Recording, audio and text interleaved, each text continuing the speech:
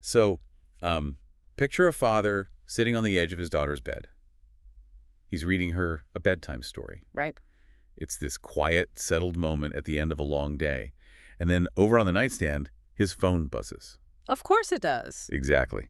And I mean, it is almost certainly nothing important, right? It's a promotional email or, a group chat update. But some deeply ingrained, almost mechanical reflex pulls his eyes away from the book and toward that glowing little rectangle. Yeah, the pull is so strong. It is. He looks away for, what, maybe a second and a half? Nobody yelled, nobody stormed out of the room. But in that tiny window of time, he unconsciously answered the oldest question in the world, which is, What comes first? yes, Yes. what comes first?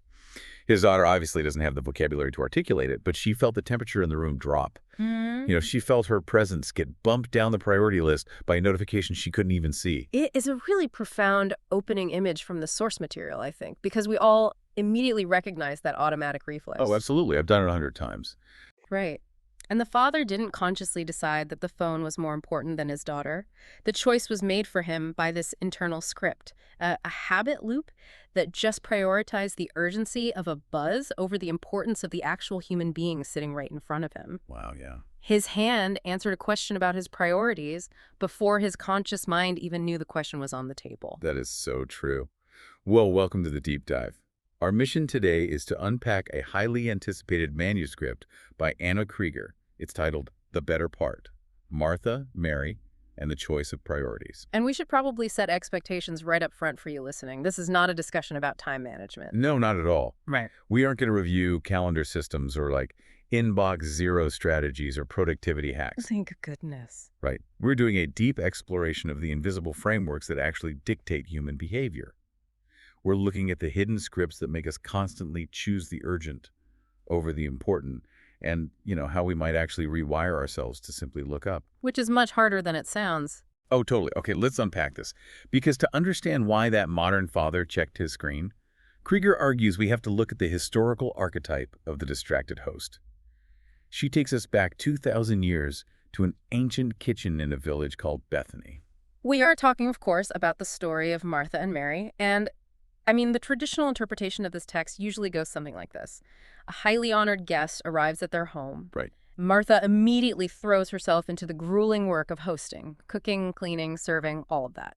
Meanwhile, her sister, Mary, ignores the chores and just sits on the floor listening to the guest. Which honestly sounds a little annoying if you're the one cooking. Exactly. Yeah. And Martha eventually complains about doing all the work, but the guest gently corrects her, pointing out that Mary has chosen the better part. Yeah. And so for centuries, this has been used as a really simple guilt-inducing morality tale, right? It's used to elevate the quiet, contemplative person and gently scold the busy worker. But Krieger's entire premise is that reading the story that way fundamentally misdiagnoses the problem. Because Martha isn't wrong, and she definitely isn't lazy. No, not at all. We have to consider the context of a first-century household here. Hospitality wasn't just setting a nice table for a dinner party. It was a matter of survival and this intense cultural honor. It was a massive undertaking. Right. Drawing water, tending a fire, baking bread from scratch. She is executing a massive logistical operation. She is doing a genuinely good thing. And I actually think about this in terms of driving a car. Oh, I like this analogy. Yeah. So have you ever driven a route you know incredibly well, like maybe your daily commute, and you suddenly realize you're pulling into your driveway and you have literally no memory of the last 4 miles? Yes, the phenomenon of highway hypnosis. Yeah, exactly. Your basal ganglia basically takes over the routine, and your conscious mind essentially just goes off duty. Right. You're executing this complex, potentially dangerous task flawlessly. You're shifting gears, braking, navigating traffic. But your conscious attention is entirely checked out. Yeah. And that seems to be exactly what is happening to Martha in the kitchen. Her flaw isn't that she's incompetent. It's actually that she is supremely competent. She's on autopilot. Yes. A guest walks in the door and her internal hosting protocol just fires up automatically. The script runs perfectly, but because it runs on autopilot, it prevents her from pausing to ask the real open-ended question, which is, who is the person actually sitting in my living room? What's fascinating here is that this perfectly illustrates the unique trap of the highly capable person. Say more about that. Well, we often assume that moral or personal failures happen when we consciously choose between good and bad, but those choices are actually quite rare, and they're usually pretty clearly marked. Right. More often, we fail because we are forced to choose between good and best. Martha chose a genuinely good thing by providing a meal, but her well-practiced script made that choice in the dark, blinding her to the fact that on this one night, with this one specific guest, sitting and listening was the best thing. The very goodness of her actions became the camouflage that hid her lack of true attention. That is a really difficult dilemma. It is. Because if she is doing everything that her culture and her own internal standards tell her makes her a good host, but she is still fundamentally failing the moment, how do we actually measure the value of how we spend our time? And that is where Kriger introduces an analytical framework for this, which she calls the two ledgers. The two ledgers. Right. So the two ledgers represent the different ways we account for our lives. The first one is the ledger of accomplishment. The tangible stuff. Exactly. The entries in this book are highly visible. Tasks completed, emails sent, problem solved, meals cooked. In this ledger, Martha is running up a massive surplus. She is highly productive. Very wealthy in that ledger. Very. But the second book is the ledger of presence. The entries here are much quieter. It's offering undivided attention. Sitting with someone without a barrier. Truly receiving another person's thoughts. Which is incredibly hard to quantify. Exactly. And in this second ledger, Mary, who hasn't lifted a single dish, is the wealthy one. Okay, I have to play devil's advocate here for a second. Go for it. I'm just thinking about you listening to this, maybe juggling a demanding career, a mortgage, a family. The concept of presence is beautiful in theory, but we live in an economy of accomplishment. I mean, my bank doesn't accept presents for my car payment. Fair point. So isn't it just a necessary reality of adult life to prioritize the ledger of accomplishment, simply because it's the only one that yields tangible results? Well, yes, it is an entirely rational human instinct to prioritize the tangible. We naturally gravitate toward measuring what is easily countable. And over time, we subconsciously discount the value of things we cannot measure. Because we want that dopamine hit. Exactly. The human brain craves the dopamine hit of a completed task. But Kriger's research points out something terrifying. When the countable metrics completely override the uncountable human elements, complex systems begin to fail. And sometimes, they fail fatally. Like the hospital example. Yes, the emergency department case study from the sources perfectly illustrates this. So a hospital administration implemented a strict metric called door-to-disposition time. Basically measuring exactly how fast a patient was seen and discharged. Right. And according to their internal dashboards, the staff was performing brilliantly. They were moving patients through the system at record speed. They were optimizing that ledger of accomplishment flawlessly. Flawlessly. The staff even celebrated successfully discharging this elderly patient who spoke very little English in record time. They were high-fiving over it. Oh man. But because the entire medical team was singularly focused on the metric of speed, their cognitive aperture narrowed. They filtered out all the subtle data. Exactly. The unmeasured data, like the patient's pale complexion, the slight hesitation in his voice, the nonverbal signs of distress. And then what happened? 2 days later, that same patient was rushed back in with a massive heart attack. A few unhurried minutes of presence, of just looking past the discharge paperwork and actually observing the human being, would have caught the warning signs. The hospital won the ledger of throughput, but completely failed the ledger of care. It's chilling. It really is. Yeah. And that narrowing of the cognitive aperture, that's exactly what caused the commercial airline crash in the next case study. Ah, yes, the flight crew. Right. A flight crew gets a warning light on their instrument panel indicating a burned-out landing gear bulb. Just a bulb. And honestly, I initially struggled to understand how 3 experienced, highly trained pilots could just forget to fly an airplane. It sounds impossible. It does. But looking at the mechanics of the event, it makes terrifying sense. It's a textbook example of cognitive tunneling under stress. Right. They are facing a minor, solvable mechanical issue, the light bulb. But while they are troubleshooting it, someone bumps the yoke, disengaging the autopilot, and the plane slowly starts descending toward the ground. And nobody notices. Nobody notices. Instead of monitoring the altimeter, the captain, the first officer, and the flight engineer all lock their entire collective attention onto this one tiny bulb. They pull manuals. They run diagnostic scripts. They're communicating about the circuit. They are entirely absorbed in the arrangement of the problem, but they completely miss the occasion. They flew a perfectly functional airplane straight into a swamp, because a solvable task felt safer to their brains than the abstract responsibility of flying the plane. That is the tragedy of supreme competence. They were actively doing something useful, but they were spending their attention in the wrong ledger. The psychological mechanism at play there is wild. It really is. A small, defined task provides a sense of control. The human mind uses busyness to self-soothe. And the sobering reality Kriger points out is that there is no exchange rate between the two ledgers. Oh, that's a great way to put it. No exchange rate. None. You cannot pile up enough busy accomplishments to retroactively purchase the presents you failed to give in a critical moment. Wow. So if focusing exclusively on tasks can crash airplanes and blind doctors to heart attacks, we really have to ask why we cling to our to-do lists so fiercely. What's the payoff, right? Yeah. If tasks are just a psychological safety blanket, what are we protecting ourselves from?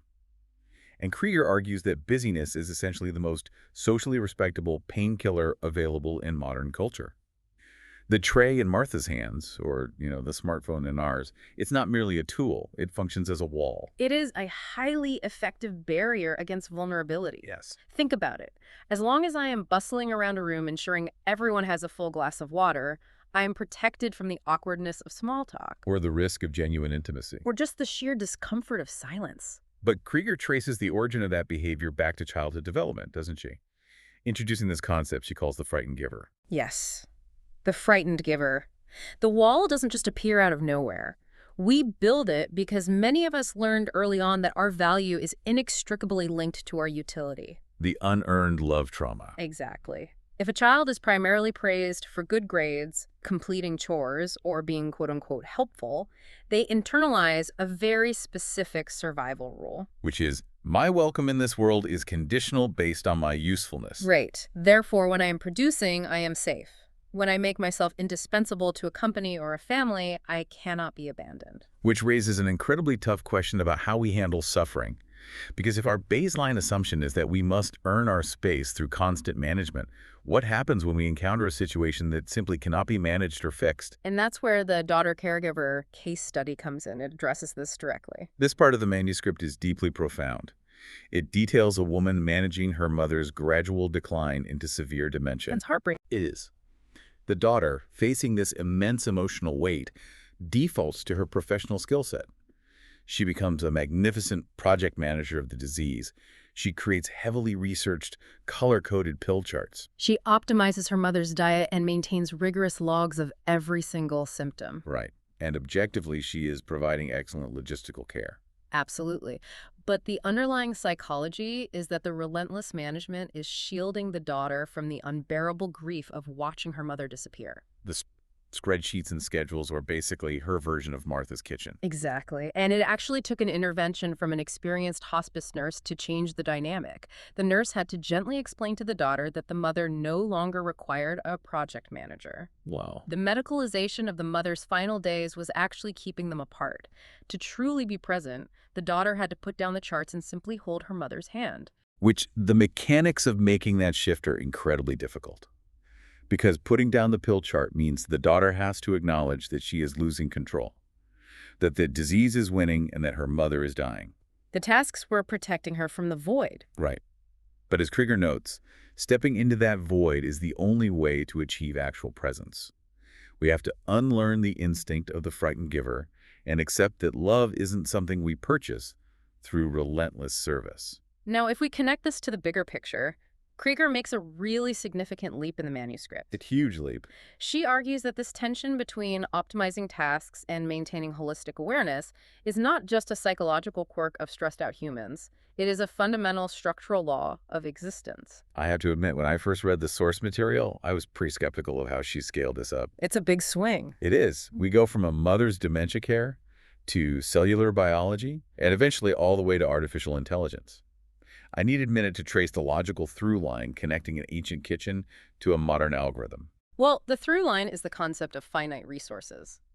Long before human morality or psychology ever developed, a basic organism, like a single bacterium in a drop of water, had to make a choice. Okay. If a nutrient source is in one direction and a toxin is in another, the bacterium cannot pursue both simultaneously.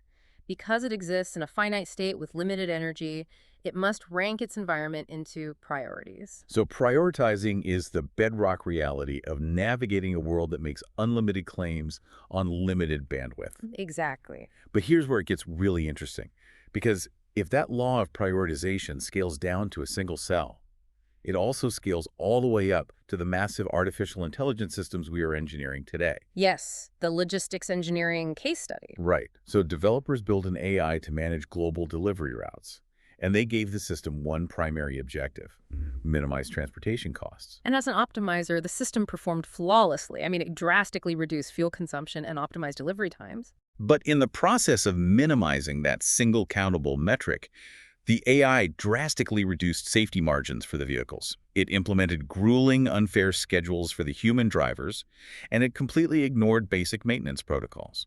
Because the system didn't maliciously decide to harm the workers. No. It simply lacked a ledger of presence. It pursued its singular mathematical objective straight through every unmeasured variable in its environment. An optimizer destroys whatever it is not explicitly programmed to care about. Exactly. The AI is essentially Martha, but equipped with unlimited processing power and absolutely zero capacity for self-reflection. Oh, that's a terrifying thought. It is tirelessly pursuing a genuinely good goal, which is efficiency. But it lacks the broad awareness to realize it is causing collateral damage to the more important human elements. This is why Kriger includes the AI example. The engineers discovered that you cannot safely give a powerful system a single metric. You have to explicitly rank a hierarchy of values. If we, as human beings, cannot solve this priority problem in our own daily lives, if we continually default to the urgent over the important, hard-coding those same blind spots into silicon is a recipe for disaster. We are essentially building machines that execute our flawed habit loops at the speed of light. Yes. So the ultimate question becomes, how do we break the script? If humans are using tasks as emotional armor and machines are blindly optimizing single variables, what mechanism actually shatters the frame and forces a change in priorities? And Kriger brings the narrative back to the village of Bethany for the climax of the story to answer that. And importantly, it doesn't happen in the kitchen. No, it happens under the weight of catastrophic loss. Martha and Mary's brother, Lazarus, falls gravely ill and dies. Tragedy is the great shatterer of frames. In the kitchen, Martha's script held firm because the environment was predictable. A guest arrives, you engage the hospitality protocol. Let's see. But when your brother dies, the script disintegrates. The ledger of accomplishment goes completely bankrupt. There's no sequence of busy tasks, no amount of cooking or cleaning that can solve the reality of a grave. The illusion of control is entirely stripped away. And this leads to the twist in the text that changes everything. When their guest finally arrives at the village after the brother has died, who is the one that drops everything and runs out to the dirt road to meet him? It's not Mary. No, it is not Mary, the quiet one who previously sat and listened. She actually stays back in the house. It is Martha. The anxious, distracted, project-managing host leaves the kitchen. Yes. She stands on the road, completely empty-handed, hiding behind no tray and no protocol. And out of that profound vulnerability, she speaks the most direct truth in the narrative. She says, "If you had been here, my brother would not have died. But I know that you are the Christ." The psychological shift there is immense. The suffering burned away her need to manage the environment. It really did. The woman who previously could not look up from the dinner preparations suddenly looks up and grasps the existential reality standing right in front of her. Kriger uses this to prove that the earlier kitchen scene was never meant to be a life sentence condemning busy people. It is a story of immense hope. Exactly.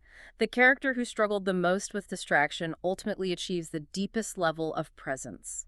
So what does this all mean for us, practically? Does Martha's revelation mean she abandons her responsibilities? Does she just sit on the floor and meditate for the rest of her life? Obviously not. No.